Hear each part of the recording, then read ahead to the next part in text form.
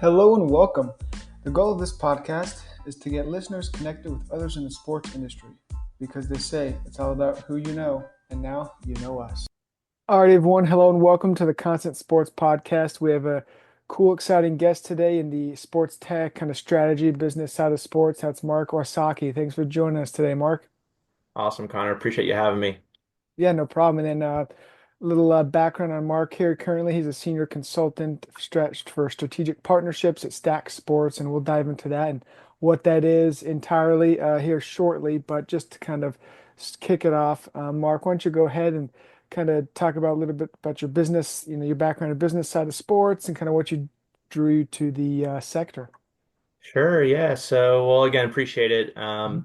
Yeah, my current role at Stack Sports help manage a lot of our national governing body partnerships on the technology side of things. And oftentimes when we're looking at technology, it's a little bit more with the software side of things versus the hardware. So think youth sports registration systems, think referee management, tournament management, uniforms, and so on. Yeah, a big piece of my role is working with some of those national governing bodies to make sure that they're feeling good and organized from a technology standpoint at the broader level that Mhm. then can filter down to a lot of the clubs, organizations, and what have you that fall under their umbrella in a sense. Right. Yeah, that's a lot of my current role. And obviously, don't want to date myself, but looking backwards, spent probably half a decade or more as kind of an executive in the youth sports side. So working, with a lot of youth soccer organizations in their front office to help manage an organization. So kind of the other side of the table here, and then Mhm. even further back in a past life was deep in kind of the sports business agency side, Yeah. and so working in a lot of the PR, marketing, public affairs side of things to help guide strategic direction in those roles, um, and yeah, and maybe kind of what spurred my energy towards the sports space in Yeah. general is just grew up as an athlete. So played a Right. lot of soccer growing up in the competitive space and collegiately and beyond. I think always wanted to stay connected to the Yeah. space.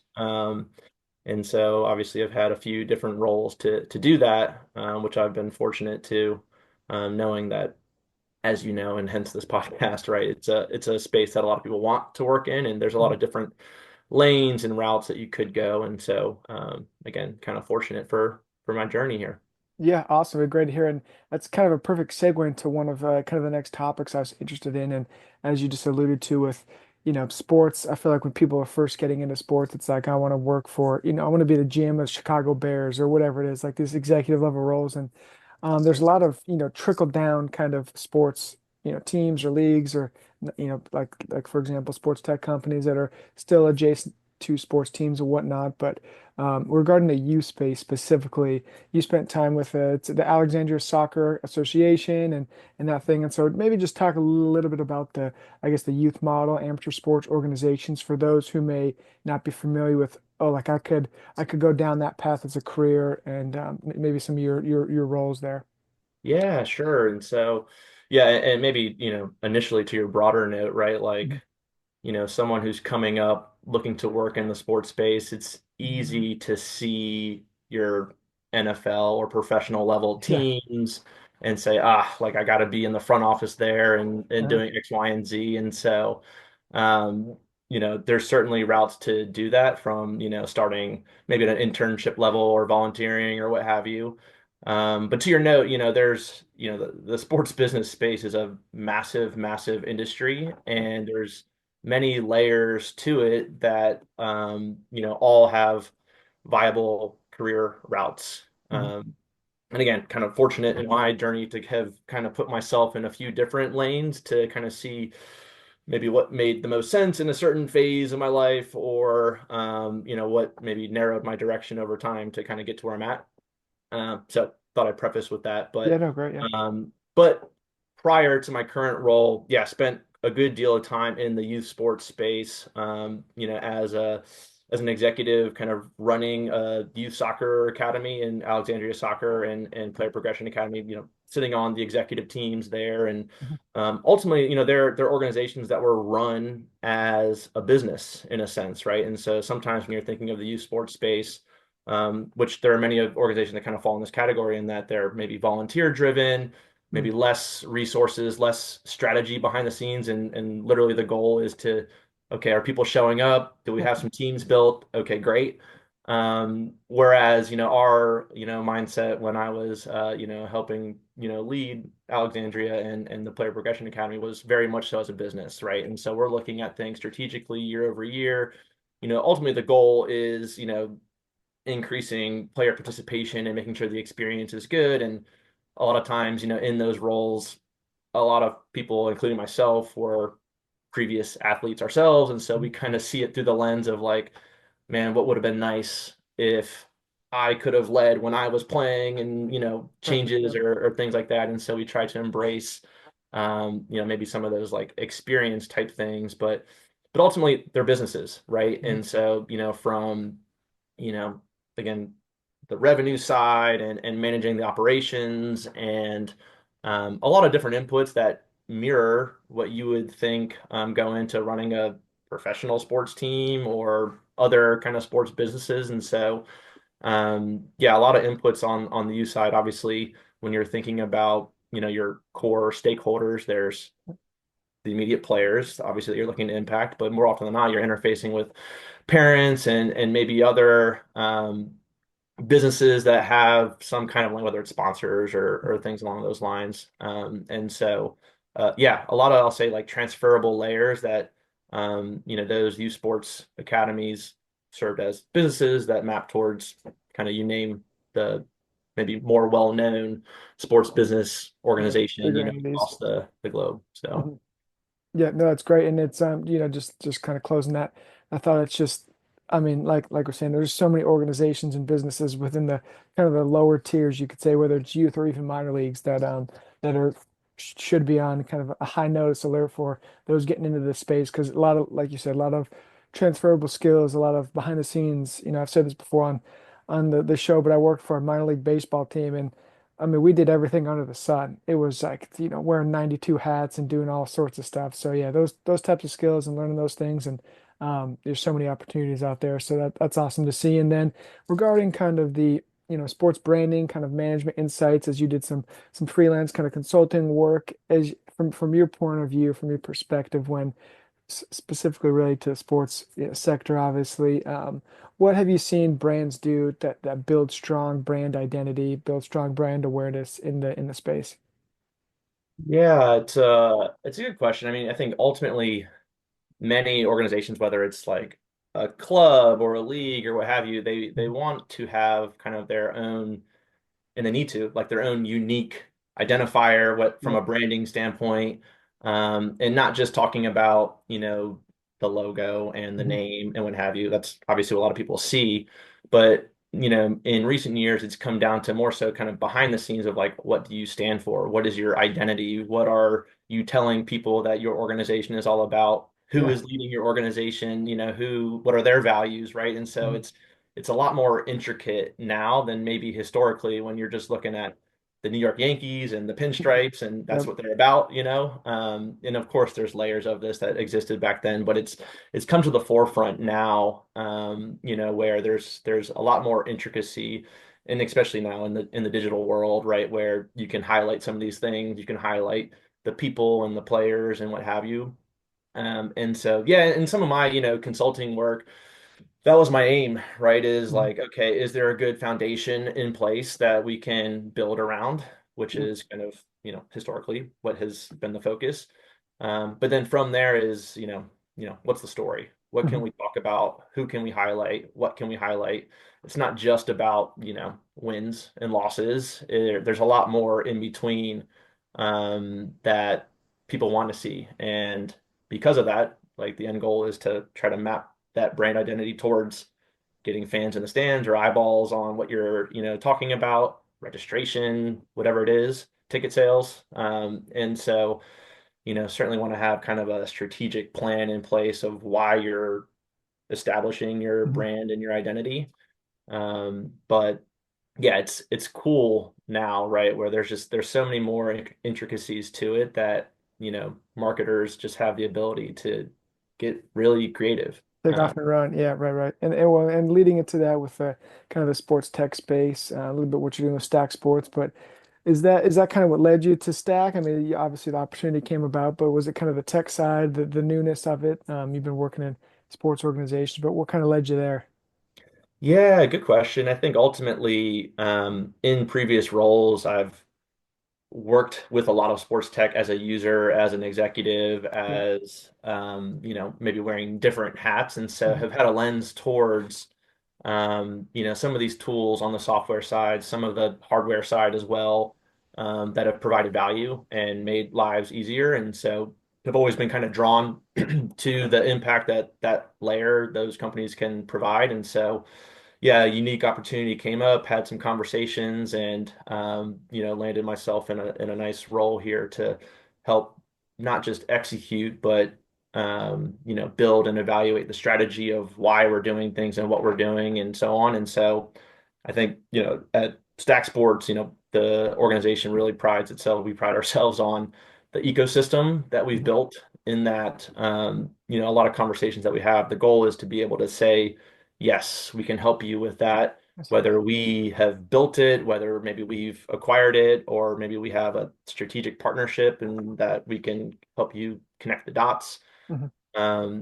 And so that piece I think has been really cool for me. And that, like I said, as I was growing up as an athlete, and maybe with my parents' lens a little bit, right, in that they're kind of managing the admin side of me Yeah. playing, ways to make that easier, less barriers, less friction, and just a better overall experience. Hmm. And so it's cool in my role, obviously working with all the national governing bodies, but even filtered down, when I'm having conversations with administrators at specific clubs, they're like, Yep. wow, like that's helping. That's making their lives easier. Their parents are happy. Kids are having a good time.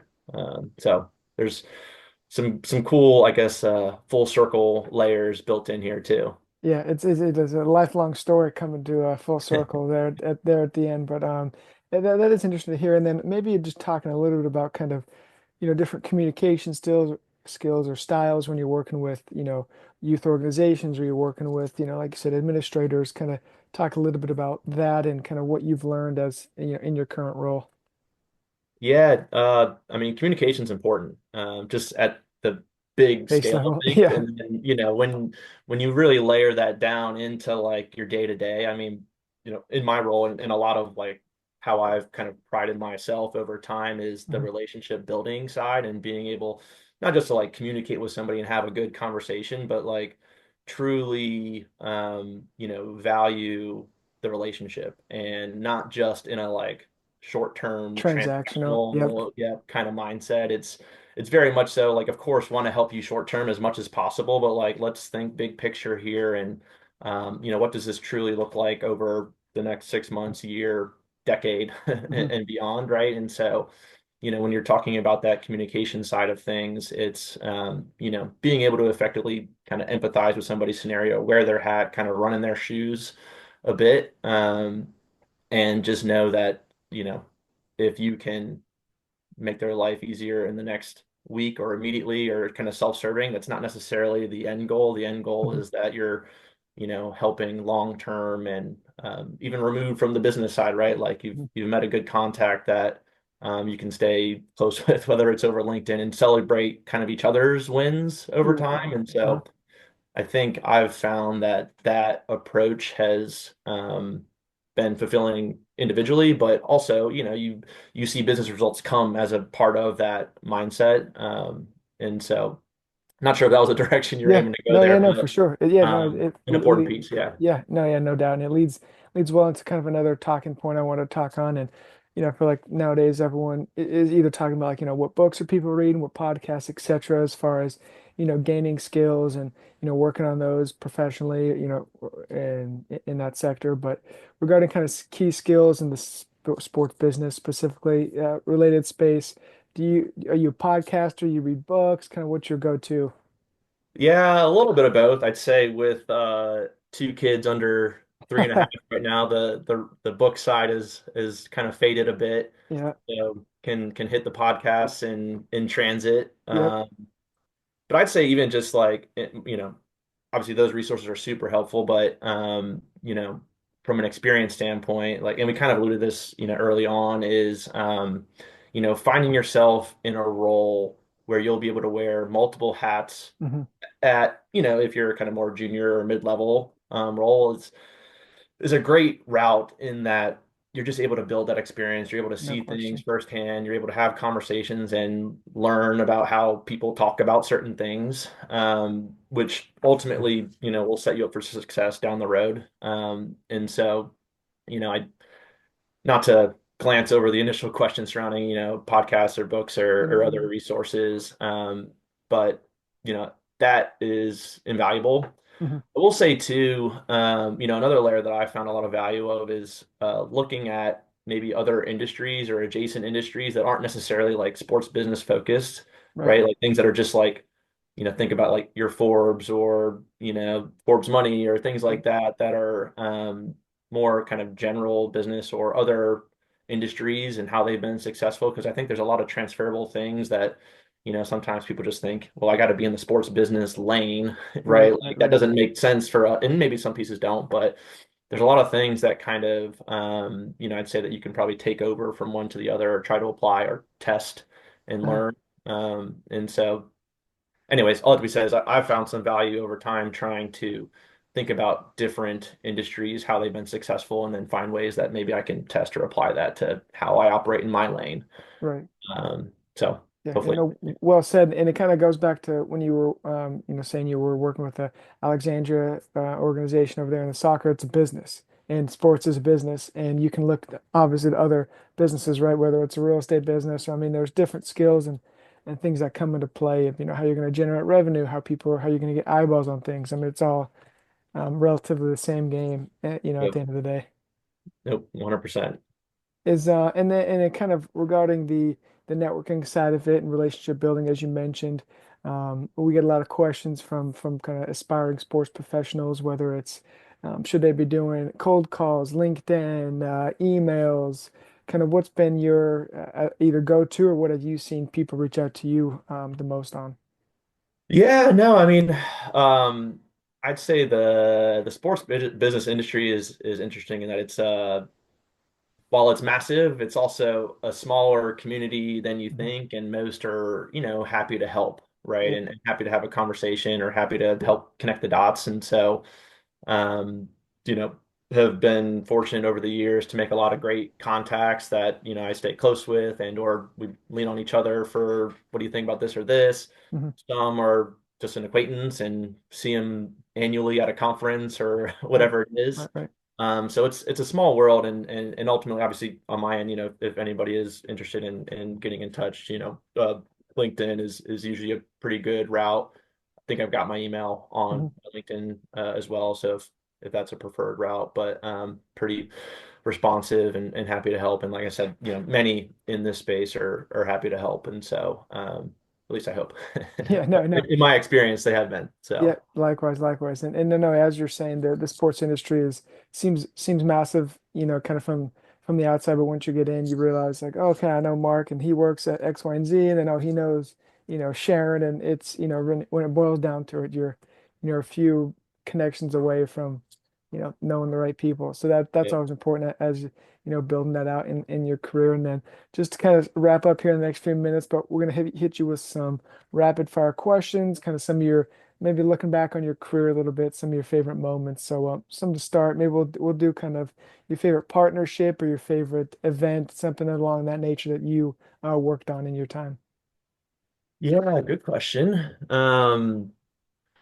I think it's cool in my current role at Stack, still being very connected to the soccer space. And Hmm. so being able to work with a lot of soccer organizations over the years, just knowing that I've played in the space and grew up and coached and executive level and what have you. And so not necessarily a partnership, but one layer that is really cool is recently and try to go to annually, but the U.S. Soccer Coaches Convention Oh, okay. in this last year was in Chicago. It changes locations every year, but you see a lot of familiar faces year over year. Everyone's kind of driving towards the same purpose or trying to live vicariously through their players and Yeah. administratively, looking to set things up for success. And so, again, not necessarily a partnership, but maybe a medium where a lot of partners we get to meet with and or create new ones in a sense. And so, yeah, that's probably where I'd start here.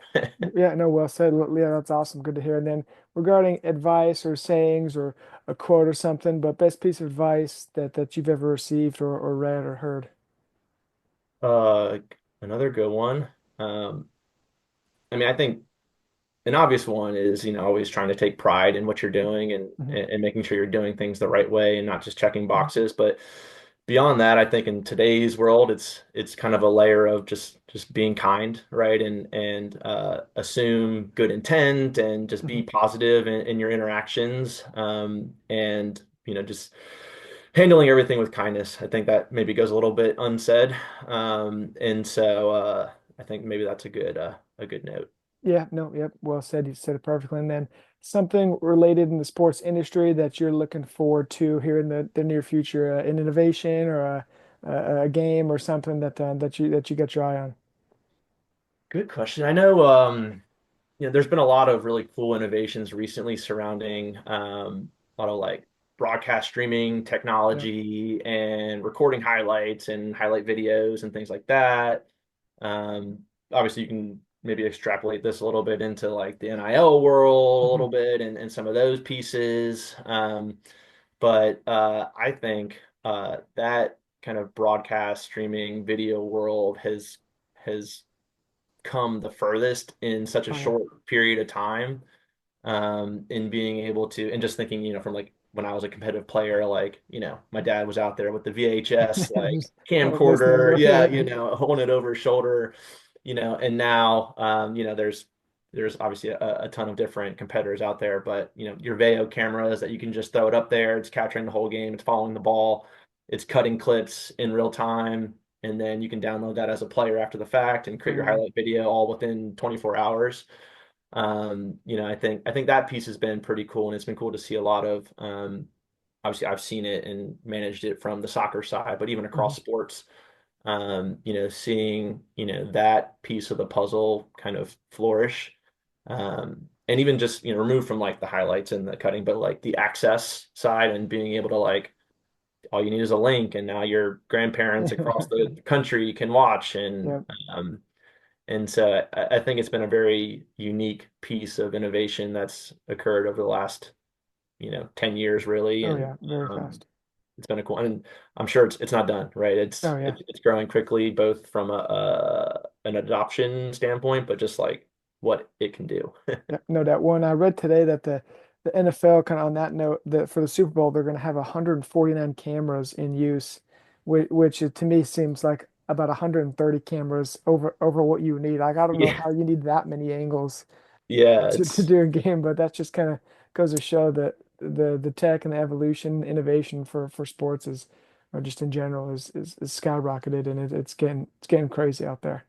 oh yeah. No. Well, I guess they want to make sure that every touchdown is a touchdown kind Yeah. of thing. They, A they lot don't of want they eyeballs. don't want to miss a play. Yeah, it's a big stage to mess up on. So they're crossing all their T's and dotting all their I's, and that's for sure. Yep. Um, the just wrapping up here, Mark. We appreciate you stopping by today and sharing your insights in the sports world and business and strategy and your personal journey. And we like to kind of give the guest the last say, kind of get you on your soapbox and close us out here. So let us feel free to kind of take it from here.